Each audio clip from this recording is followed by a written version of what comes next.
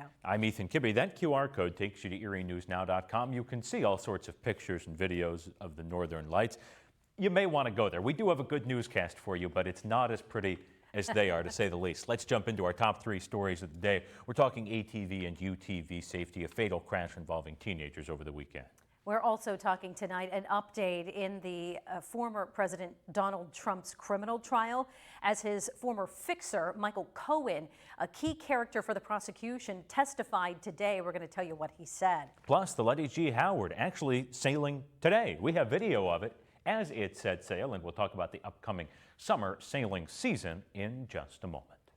Let's head to Crawford County as we get a closer look on a story that we've been following. A 13-year-old boy died this weekend in a utility vehicle crash in Crawford County. Alex Power Sports on Peninsula Drive sells these sorts of vehicles, and store officials say UTVs are becoming increasingly popular.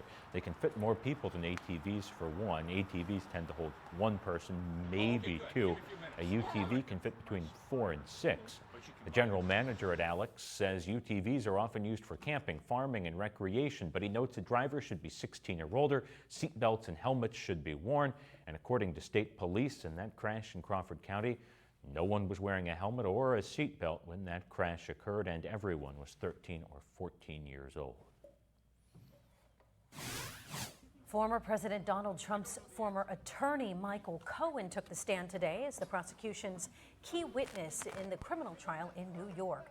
Cohen is the man prosecutors say paid adult film star Stormy Daniels $130,000 to keep quiet about an alleged sexual encounter with Trump back in 2006, which Trump denies. Prosecutors say Trump then engaged in election fraud by reimbursing Cohen to keep the story from coming out before the 2016 election.